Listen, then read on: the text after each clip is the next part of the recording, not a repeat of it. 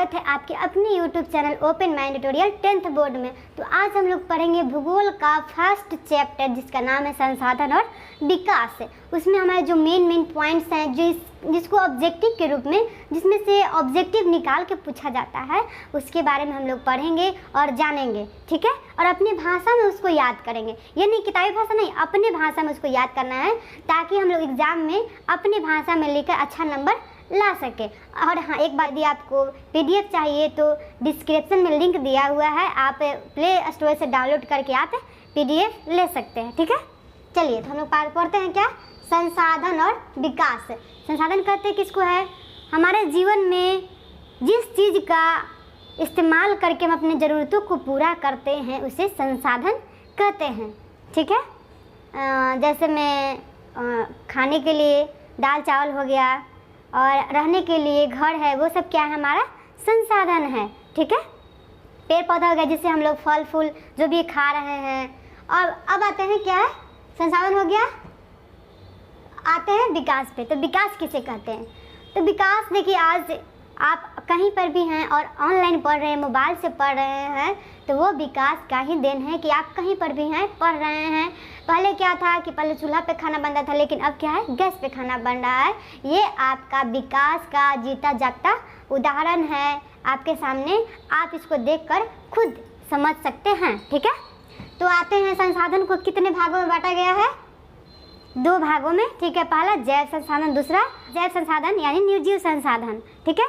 तो जैव संसाधन किसे कहते हैं, वैसा संसाधन जो जीवों द्वारा प्राप्त हो उसे जैव संसाधन कहते हैं। जैसे एग्जाम्पल में ले लीजिए, गाय से हम लोग को दूध प्राप्त होती है, मधुमक्खी से शहद प्राप्त होती है, और भी बहुत सारे जीव हैं जैसे मुर्गा हो गया, मछली हो गया, उन लोग को भी हम लोग खाने में इस्तेमाल करते हैं, उपयोग करते हैं, वो भी क्या है, संसाधन है, ठीक है।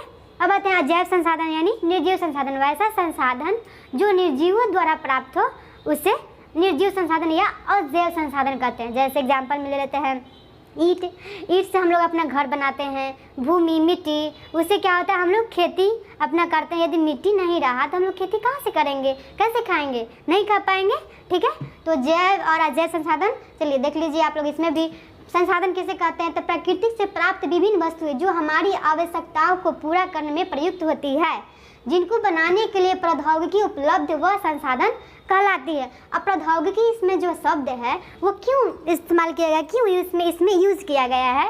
जैसे देखिए हम लोग आजकल पेड़ को भी देख रहे हैं, जड़ से उखाड़ने के लिए गाड़ी आ रहा है, जो भी है वो क्या है, तकनीकी विधि द्वारा।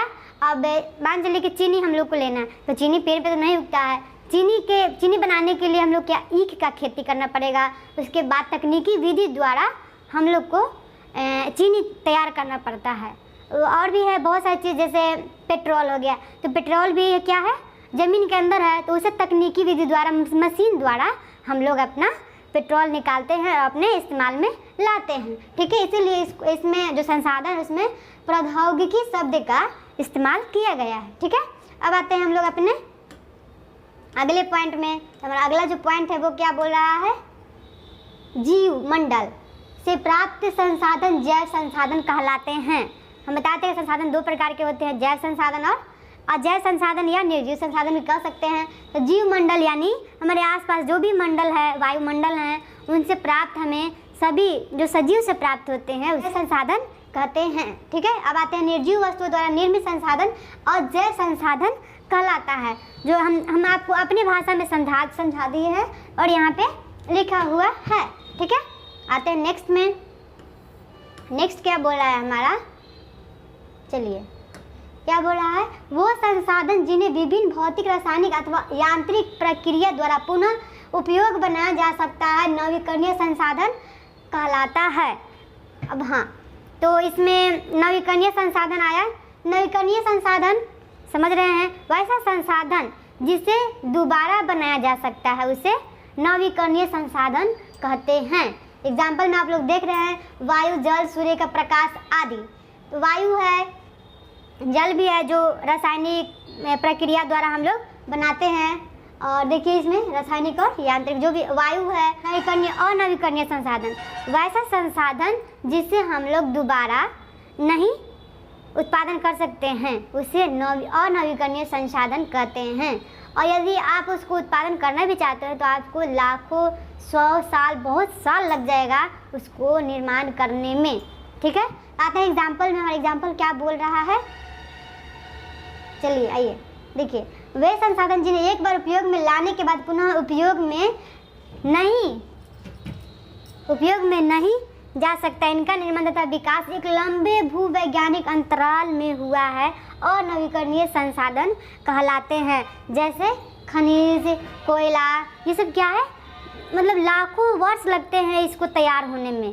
पेट्रोल, ये सब क्या है, बहुत समय लेता है तैयार होने में, उसके बाद तैयार होता है। इसको हम लोग खुद से नहीं तैयार कर सकते हैं। ठीक है, उसके बाद क्या हो गया, चलिए आते हैं क्या वैसा संसाधन जिसका मालिक सिर्फ एक हो उसे कहते हैं व्यक्तिगत संसाधन। यानी देख सकते हैं आप लोग खुद डिफिनेशन इसे क्या है, निजी स्वामित्व वाले जो भी व्यक्तिगत संसाधन कहते हैं। जैसे एग्जाम्पल में आप ले लीजिए क्या, खुद का घर, खुद का ज़मीन, वो क्या है, उसका एक ही मालिक रहता है। ऐसा तो नहीं कि आपका ज़मीन कोई और आकर घर बना दे, आपका घर कोई और आकर घुस जाए, नहीं, बिना आपके इजाज़त, बिना आपके परमिशन को कोई आपके घर में या फिर कोई आपके ज़मीन में घर नहीं बना सकता है। ठीक है, तो ये क्या है, हमारा व्यक्तिगत संसाधन है। उसके बाद क्या आता है, सामुदायिक संसाधन।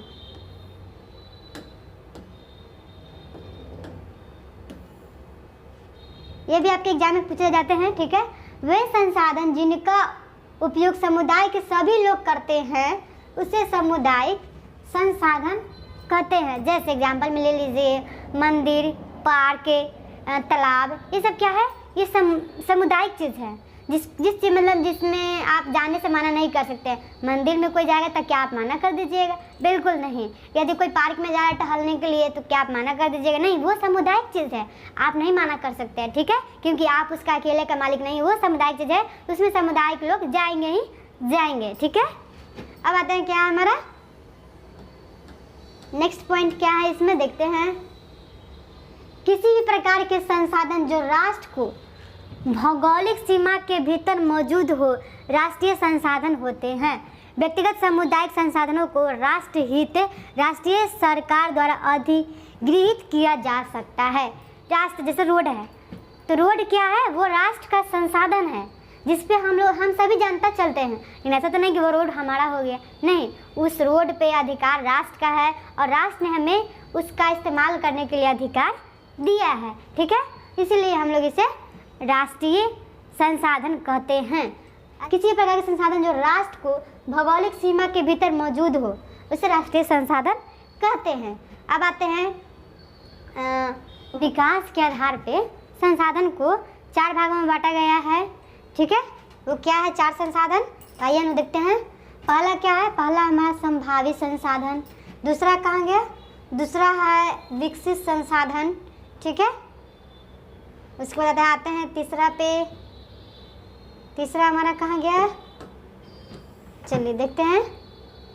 तीसरा जो है हमारा भंडार संसाधन। ठीक है, क्या है,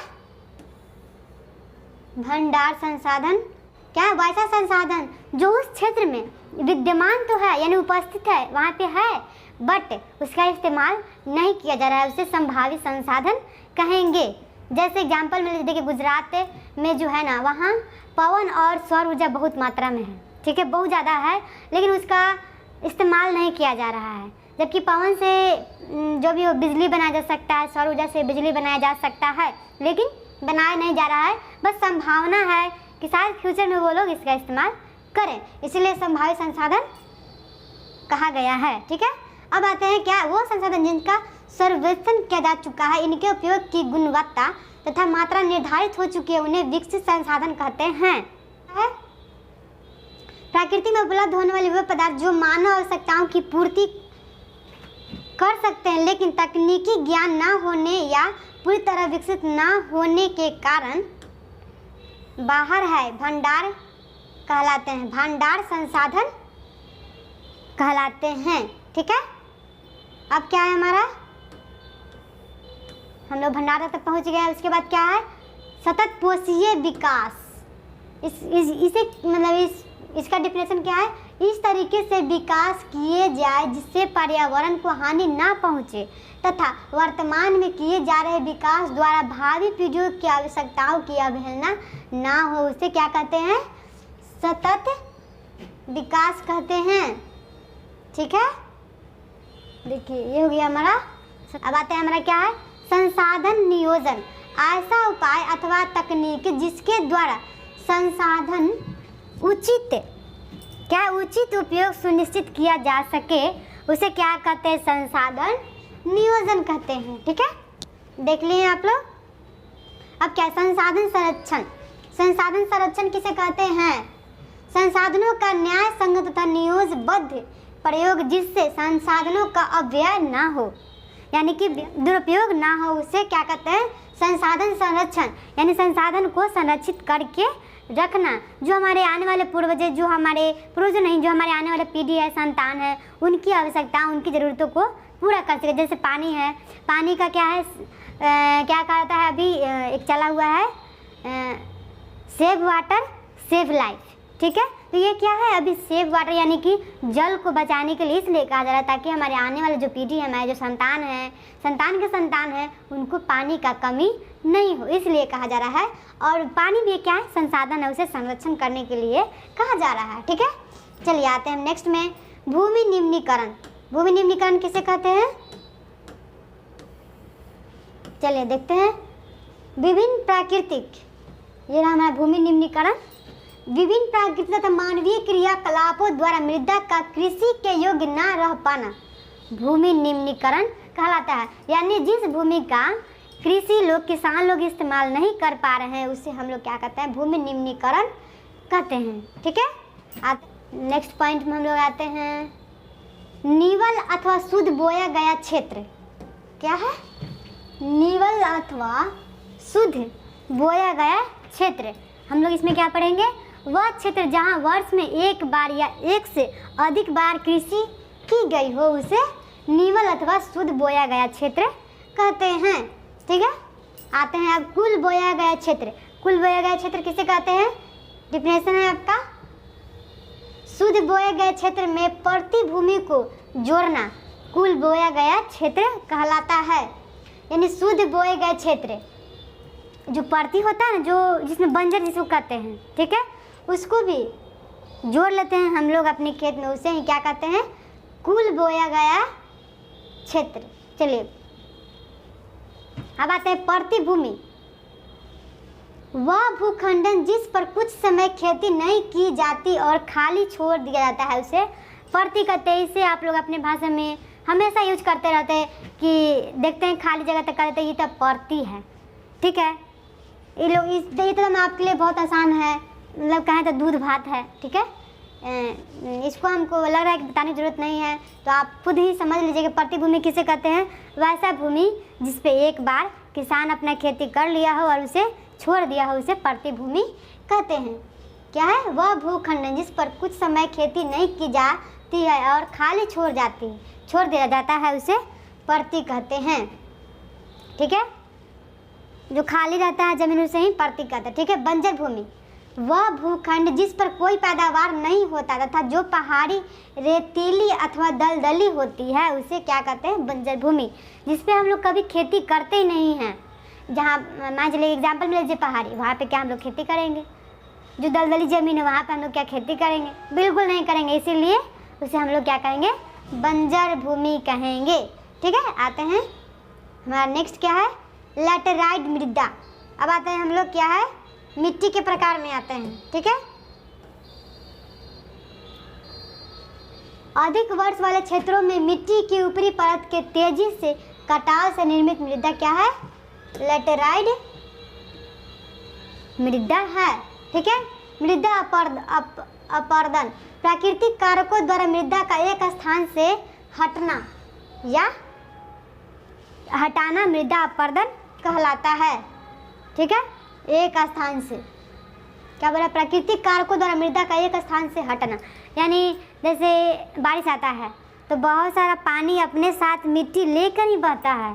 ठीक है, ये नहीं सिर्फ पानी बहता है, यदि कहीं मिट्टी है, वहाँ पे बारिश हो रही है या फिर पानी ज़्यादा हो गया है, तो वो बहेगा, जहाँ भी जाएगा वो अपने साथ मिट्टी लेकर नहीं जाएगा, जिसे हम लोग क्या कहते हैं? मृदा अपरदन कहते हैं। ठीक है, आते हैं नेक्स्ट में। नेक्स्ट क्या है? उत्खाद भूमि। उत्खाद भूमि किसे कहते हैं? तो प्रवाहित जल तथा पवनों द्वारा किए जाने वाले मृदा अपरदन से उत्खाद भूमि का निर्माण होता है। ठीक है, कैसे? प्रवाहित जल यानी जो जल बह रहा है और अपने साथ मिट्टी लेके जा रहा है, और पवनों के द्वारा किए जाने वाले मृदा अपरदन से यानी पानी के साथ बहा हुआ मिट्टी और हवा के द्वारा जो मिट्टी जाता है उसे क्या कहते हैं? उत्खादन मृदा यानी भूमि कहते हैं। ठीक है, अब हमारा क्या है? अति लघु उत्तरीय प्रश्न जो 1 नंबर में यानी ऑब्जेक्टिव के रूप में पूछे जाते हैं वो है हमारा आपके सामने। भारत में सबसे अधिक कौन सी मृदा पाई जाती है? इसका निर्माण किस प्रकार हुआ? ठीक है, तो हम लोग पढ़ेंगे जलोढ़ मृदा। जलोढ़ मृदा है जो भारत में सबसे अधिक मिट्टी जो है वो पाई जाती है। और ये कैसे हुआ? तो आइए देखते हैं। इसका निर्माण नदियों द्वारा लाए गए अवसादों से हुआ है। ठीक है, आते हैं, हमारा ये जो हो गया। अब आते हैं नेक्स्ट में।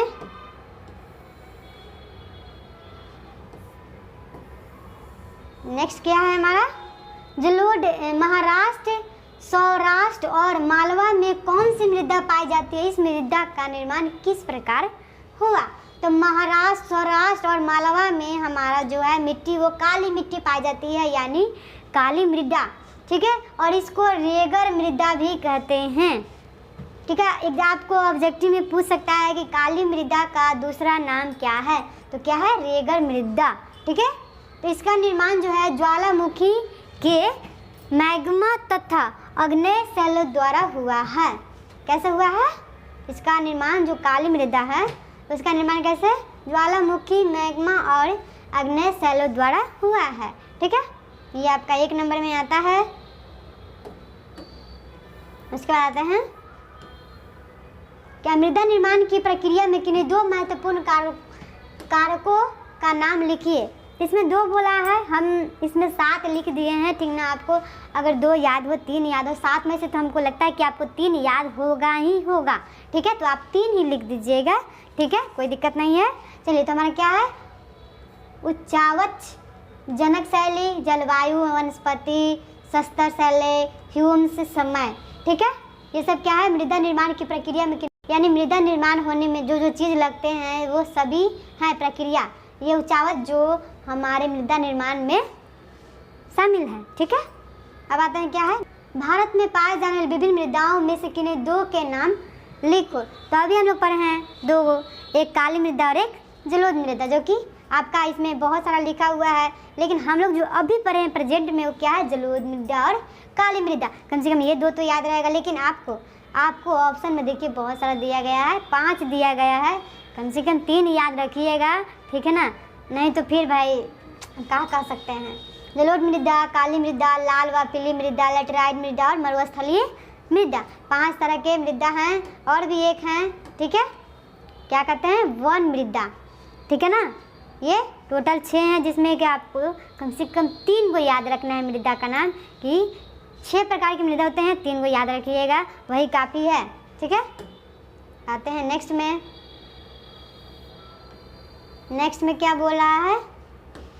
वन मृदा की 2 विशेषताएं लिखें। क्या है?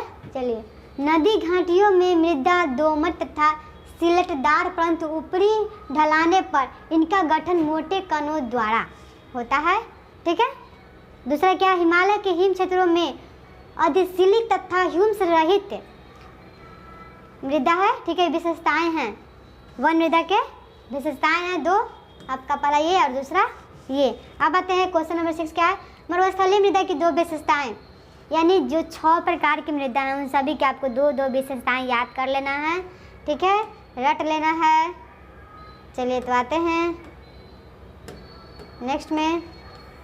क्वेश्चन नंबर जो 6 है, मरुस्थलीय मृदा की 2 विशेषताएं क्या है? लाल रंग और भूरा। मरुस्थलीय जो मृदा होती है, मिट्टी होती है मरुस्थलीय, वो लाल रंग और भूरा रंग। ठीक है, उसके बाद रेतीली और लवणीय होती हैं। ह्यूम्स और नमी की मात्रा उसमें कम होती है। कौन सा? मरुस्थलीय मृदा में।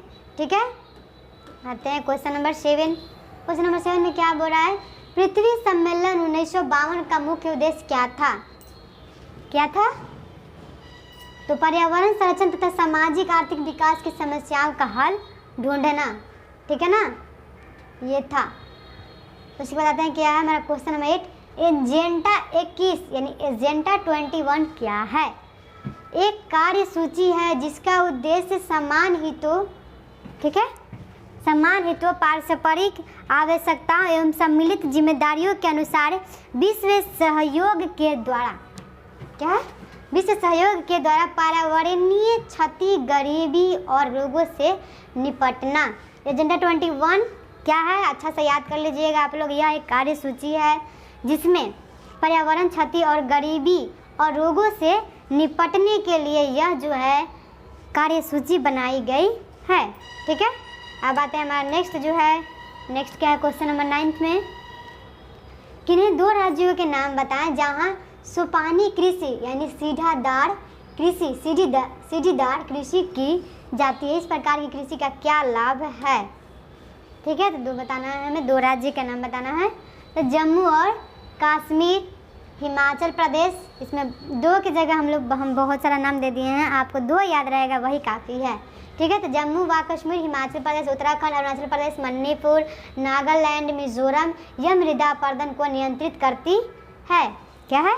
मृदा अपरदन को नियंत्रित करती है, यही इसकी क्या है? लाभ है। ठीक है ना, मृदा अपरदन यानी लाभ हो रहा है तो अच्छा है ना। ठीक है, ये सब जगह के नाम है, ये आपका क्या है? जगह के नाम है। ठीक है, आते हैं क्या क्वेश्चन नंबर 10 में। ऐसी 2 मानवीय क्रियाएं लिखें जिनके द्वारा भूमि का निम्नीकरण, क्या है? भूमि का निम्नीकरण होता है। ठीक है, तो आइए कौन सा है ऐसा 2 मानवीय क्रियाएं? तो पहला क्या है? अति पशुचारण, दूसरा है वनोन्मूलन, खनन, और चौथा है अत्यधिक भौम जल का निष्कासन। ठीक है ना, ये मानव क्रियाएं हैं, ठीक है ना, जिनके द्वारा भूमि निम्नीकरण होता है। ये हम लोग खुद करते हैं, खनन, पशुचारण, अत्यधिक भौम जल का निष्कासन। ठीक है, अब आते हैं क्या हम लोग क्वेश्चन नंबर जो 2 नंबर पूछे जाते हैं। ठीक है ना, संसाधनों का अति उपयोग से कौन सा समस्या उत्पन्न हुई? कौन सा? संसाधन का ह्रास। संसाधन समाज के कुछ ही लोगों के हाथ में, एक साधन संपन्न, दूसरा संसाधनहीन वर्ग। ठीक है, संसाधन का ह्रास। ठीक है ना, क्या संसाधनों के अति उपयोग से कौन सी समस्या उत्पन्न होती है? संसाधनों का ह्रास भी हो रहा है, और दूसरा क्या है कि किसी को मिल रहा है, किसी को नहीं मिल रहा है, वो भी है। ठीक है, तो 2 लिख दिया गया है आपका। अब आते हैं हम लोग क्या क्वेश्चन नंबर 3। नहीं, उसमें 2 लिखा गया है, ठीक ना, तो आपको 3 इसमें बताया गया है। वैश्विक पारिस्थितिक संकट जैसे भूमंडलीय तापन, ग्लोबल वार्मिंग, ओजोन, देखिए वो परत का क्षय, पर्यावरण प्रदूषण, भूमि निम्नीकरण का होना है। ठीक है ना, उसके बाद हैं खादर और बागर। खादर और बागर में अंतर हम लोग पढ़ेंगे, ये भी आता है आपका 2 नंबर में। खादर किसे कहते हैं और बागर किसे कहते हैं? तो देखिए हम लोग पढ़ते हैं, खादर का निम्नलिखित अंतर है। नवीन जलोढ़ मृदा अत्यधिक बारीक व रेतीली होती है, बार बार नवीकरण होता है, नदी के पास डेल्टा तथा बाढ़ निर्मित मैदानों में पाई जाती है। ठीक है, इसको काट देते हैं, पाई जाती है। ठीक ना, जो खादर है। अब आते हैं क्या हम लोग बागर में आते हैं। बागर का निम्नलिखित अंतर क्या है? प्राचीन जलोढ़ मृदा है, कंकड़ तथा कैल्शियम कार्बोनेट है, बार बार नवीकरणीय नहीं होता है, इसका नदी से दूर ऊंचे स्तर पर पाई जाती है। ठीक है ना, ये हमारा क्या हो गया? खादर और बागर में अंतर हो गया। ठीक है ना, अब आते हैं क्या हमारा क्वेश्चन नंबर जो 3 है वो क्या बोल रहा है? पृथ्वी सम्मेलन 1992 पर टिप्पणी लिखें। ठीक है ना। देखिए जून 1992 में रियो de Janeiro ब्राज़ील में आयोजित 100 से अधिक देशों के राष्ट्र अध्यक्षों ने भाग लिया। विश्व स्तर पर उभरते पर्यावरण संरक्षण और सामाजिक आर्थिक समस्याओं का हल क्या है ढूंढने के लिए आयोजित। समझे? इसको बताते हैं। ये सब क्या है विशेषताएं हैं आपका लिखा हुआ है। नेताओं द्वारा भूमंडलीय जलवायु परिवर्तन और जैविक विविधता के घोषणा पत्र पर हस्ताक्षर किए गए। उसके बाद क्या भूमंडलीय वन सिद्धांतों पर सहमति है। आते हैं अब हमारे क्या है मृदा अपरदन को किस प्रकार रोका जा सकता है, विभिन्न उपायों को लिखें। ठीक है, तो आइए हम लोग लिखते हैं विभिन्न उपायों को। क्या है नदियों पर बांध बनाकर उनके बहाव को कम कर सकते हैं। अधिक से अधिक वृक्ष लगा सकते हैं यानी पेड़। इससे क्या होता है ना कि पानी के साथ मिट्टी बहकर नहीं जाता है। एक कांटेदार वनस्पति लगाकर, पहाड़ी क्षेत्रों में सीढ़ी नुमा खेती बनाकर, मरुस्थलीय क्षेत्रों के किनारे पर पेड़ लगाकर और क्या है हमारा शुद्ध बोए गए क्षेत्र कुल बोए गए क्षेत्र में अंतर स्पष्ट कीजिए। क्या है क्वेश्चन नंबर 5 है। ठीक है, शुद्ध बोए गए क्षेत्र। चलिए आइए तो हमारा आंसर है क्या है कुल ज्ञात क्षेत्रफल का वह भाग जो कृषि के लिए उपयोगी है। ठीक है, भारत में कुल क्षेत्रफल का लगभग आधा भाग शुद्ध बोया गया क्षेत्र है। इसके बाद क्या है इसकी गणना वर्ष में एक फसल के आधार पर की जाती है। अब आते हैं क्या कुल बोया गया क्षेत्र। ठीक है, वह क्षेत्र जिसमें कृषि अवधि में एक से अधिक फसलें बोई जाती हैं। जो किसान हैं वहाँ पे एक से अधिक बार अपना खेती कर लेते हैं। फिर क्या है कुल बोया गया क्षेत्र भारत में शुद्ध बोए गए क्षेत्र से बहुत अधिक है जो हमारे किसान लोग इस्तेमाल करते हैं। ऐसा नहीं कि एक साल में एक ही फसल उगाएंगे, नहीं, वो अपना जितना हो सके अपना उगा लेते हैं अपने। ठीक है, तो हमारे क्या है भारत में जो है वो कुल बोया गया जो क्षेत्र है वही इस्तेमाल होता है। कुल बोया गया क्षेत्र भारत में शुद्ध बोए गए क्षेत्र से बहुत अधिक है। गन्ना वर्ष में एक से अधिक फसलों के बोए जाने का आधार पर अंतर्राष्ट्रीय स्तर पर संसाधन संरक्षण के लिए क्या क्या प्रयास किए गए हैं। ठीक है, क्या क्या प्रयास किए गए हैं। तो आते हैं हमारा क्या क्या प्रयास किए गए हैं जान लेते हैं। 1968 में क्लब ऑफ रोम ने अंतर्राष्ट्रीय स्तर पर न्यायव्यवस्थित ढंग से संसाधन संरक्षण के पक्ष में अपनी आवाज़ उठाई। उसके बाद क्या है पॉइंट नंबर 2 है 1974 में सुमेकर ने पुस्तक स्मॉल इज़ ब्यूटीफुल में गांधी के दर्शन की पुनरावृत्ति की। इसके बाद पॉइंट नंबर 3 है कि 1987 में ब्रैंडलैंड आयोग ने सतत पोषीय विकास की संकल्पना प्रस्तुत की। क्या है संकल्पना सतत पोषीय विकास की संकल्पना प्रस्तुत की। अब आते हैं नेक्स्ट में महत्वपूर्ण योगदान पृथ्वी सम्मेलन 1992 द्वारा किया गया। ठीक है, अब उसके बाद क्या है हमारा क्वेश्चन नंबर 7 है संसाधन नियोजन से आप क्या समझते हैं। संसाधनों का संरक्षण क्यों आवश्यक है। बहुत आवश्यक है। हमारे जीवन में जो भी हम लोग आज हंस रहे हैं, बोल रहे हैं, खा रहे हैं, रह रहे हैं, वो सब क्या है संसाधन है। हमें जीने के लिए संसाधन बहुत आवश्यक है। संसाधन ही नहीं रहेगा तो हम लोग जिएंगे कैसे। संसाधन चाहिए ही चाहिए। ठीक है, तो कैसे चलिए देखते हैं। संसाधन नियोजन संसाधनों के उचित उपयोग की तकनीकी और कौशल संसाधन नियोजन की आवश्यकता है। आइए पढ़ लेते हैं। देखिए क्या संसाधन सीमित अथवा उनका वितरण असमान है। विवेकपूर्ण उपयोग के लिए नियोजन अत्यंत महत्वपूर्ण है। कुछ संसाधन अनवीकरणीय हैं। अनवीकरणीय संसाधन है जैसे क्या है पेट्रोल हो गए, कोयला हो गया, बहुत सारे हैं जो अनवीकरणीय संसाधन हैं। उसके बाद क्या है हमारा क्वेश्चन क्या बोल रहा है स्वामित्व के आधार पर संसाधनों के विभिन्न प्रकारों को समझाइए। क्या स्वामित्व के आधार पे। ठीक है, चलिए स्वामित्व के आधार पर संसाधनों का वर्गीकरण। व्यक्तिगत संसाधन। ठीक है, व्यक्ति के संसाधन स्वामित्व में बाग जो क्या व्यक्तिगत संसाधन है तो क्या व्यक्ति के स्वामित्व में फिर बाग है, चरगाह है, तालाब है, कुआं है आदि है। ये सब क्या है? व्यक्तिगत संसाधन है। उसके बाद फिर क्या है? सामुदायिक संसाधन है, समुदाय के सभी लोग उपलब्ध हैं। ठीक है। स्वामित्व के आधार पर संसाधन 4 प्रकार के हैं। ठीक है ना। तो ये 2 हो गया, पहला व्यक्तिगत संसाधन, दूसरा है सामुदायिक संसाधन, तीसरा सामुदायिक संसाधन वाला क्या है? गांव की पशुचारण भूमि, शमशान भूमि, तालाब, ये सब क्या है? सामुदायिक संसाधन है। उसके बाद क्या है? नगरीय क्षेत्रों में पार्क, पिकनिक स्थल, खेल के मैदान, ये सब क्या है? उसके बाद आता है तीसरा राष्ट्रीय संसाधन। राष्ट्रीय संसाधन में क्या है? तकनीकी रूप से सभी संसाधन है राष्ट्रीय हैं। तकनीकी रूप से संसाधन राष्ट्रीय, कुछ चावल हैं जो तकनीकी विधि द्वारा अच्छा बनाया जाता है। उसके बाद तीख है, जैसे चीनी होता है, मीठा है, तो ये सब क्या है? गुड़, तो वो सब तकनीकी विधि द्वारा बनाया जाता है और ये सब राष्ट्रीय संसाधन है और राष्ट्र में उपस्थित सभी लोग इसका इस्तेमाल करते हैं संसाधन के रूप में। ठीक है। राष्ट्रीय सरकार को अधिकार है कि वह राष्ट्र के हित में क्या व्यक्तिगत संसाधनों का अधिग्रहण कर सकती है। राष्ट्र को अधिकार है। ठीक है। उसके बाद क्या है?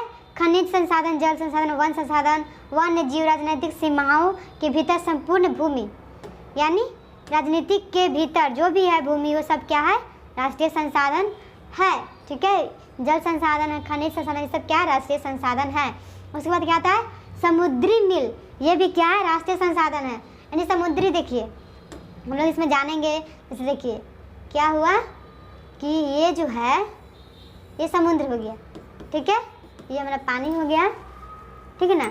तो यहाँ से हमारा जो है, मान लीजिए सरकार दे दिया है कि यहाँ पे जो भी कुछ निकला, यहाँ ये भी पानी है, तो यहाँ पे जो भी निकलेगा वो क्या है? राष्ट्रीय संसाधन, वो भारत के व्यक्ति जो हैं उसको इस्तेमाल कर सकते हैं। और यहाँ के बाद जो भी निकलेगा वो संसाधन हमारा नहीं होगा, अंतर्राष्ट्रीय संसाधन में आ जाएगा। ठीक है। तो क्या है? समुद्री मिल 19.2 किलोमीटर तक महासागरीय क्षेत्र में पाए जाने वाली सभी वस्तुएं हमारा क्या है? राष्ट्रीय संसाधन है। समुद्री 12 समुद्री मिल इतना। ठीक है। उसमें से जो भी संसाधन मिलेगा वो हमारा क्या है? राष्ट्रीय संसाधन है और उसका हम इस्तेमाल संसाधन के रूप में कर सकते हैं। और यदि इससे बाहर जो भी संसाधन आता है, निकलता है, तो उस संसाधन पे हम लोग का अधिकार नहीं है, उस पे अधिकार है अंतर्राष्ट्रीय संसाधन का। तो चलिए पढ़ते हैं अंतर्राष्ट्रीय संसाधन किसे कहते हैं। हमारा चौथा है अंतर्राष्ट्रीय संसाधन। ठीक है। आते हैं अंतर्राष्ट्रीय संसाधन द्वारा नियम बनाना। ठीक है। तट रेखा से 200 किलोमीटर से परे खुले महासागरीय संसाधनों पर किसी देश का अधिकार नहीं है। जैसे हाँ अभी बताया ना हम, जैसे ये है, ठीक है, महासागर है, यहाँ से जो है 200 किलोमीटर एग्जाम्पल लेके चलिए कि यहाँ से ये जो है आपका 200 किलोमीटर। अब यहाँ जो कुछ भी निकलेगा वो सब क्या है? हमारा जो है संसाधन देश के लोग इस्तेमाल कर सकते हैं। इस संसाधन पे देश का अधिकार है, लेकिन वही यहाँ पे निकलता है तो यहाँ पे हमारा देश का अधिकार नहीं है। ये क्या हो गया? अंतर्राष्ट्रीय संसाधन हो गया। इस पे कई देशों का अधिकार हो जाएगा, जो कि एक देश सिर्फ नहीं ले सकता है। ठीक है। जो अंतर्राष्ट्रीय संस्थाओं की अनुमति के बिना उपयोग नहीं किया जा सकता है, जो आप लोग समझ गए हैं। अब आते हैं हमारा नेक्स्ट क्वेश्चन क्या है? क्वेश्चन नंबर 9 है कि मृदा निर्माण में कौन कौन से कारक उत्तरदायी है, स्पष्ट करें। तो क्या है? मृदा में सेल, मृदा के लिए उचित सामग्री मिलना। ठीक है। उसके बाद क्या है? जलवायु, लंबी अवधि में सेलों का छोटे छोटे टुकड़े तथा कणों में बदलना, लंबा समय मिलेगा तभी। ठीक है। पेड़ पौधे, जड़ें सेलों में घुसकर उन्हें तोड़ फोड़ देती है। तो उसका क्या? अतिचारण, पशुओं द्वारा निरंतर चराई से सेलों में परिवर्तन संभव है। ठीक है। आते हैं नेक्स्ट में,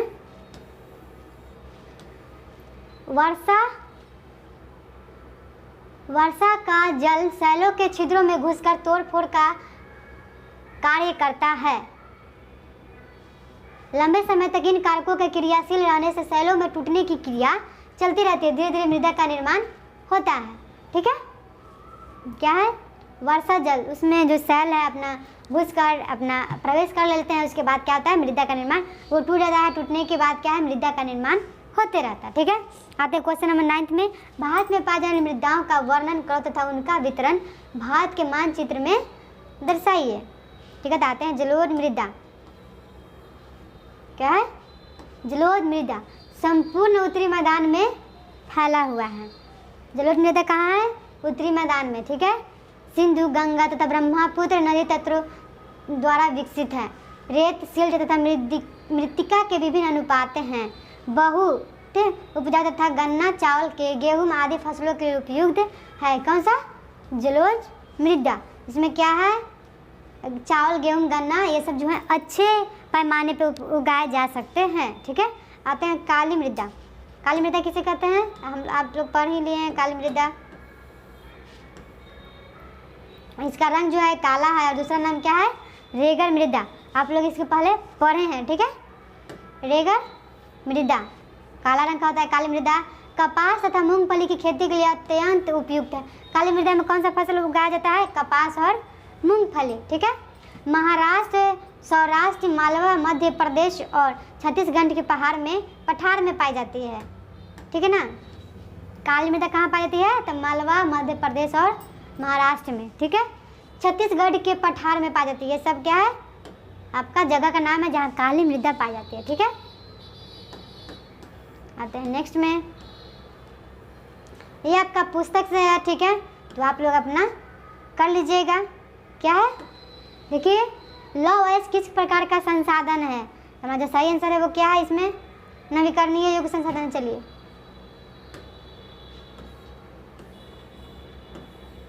तो आज का हमारा टॉपिक क्या है? संसाधन एवं विकास भूगोल का 1 लेसन समाप्त हुआ। तो आप लोग से उम्मीद है कि आप लोग खुद मन लगाकर पढ़ें और अपनी भाषा में याद करें। मिलते हैं नेक्स्ट वीडियो में आपसे। आज के लिए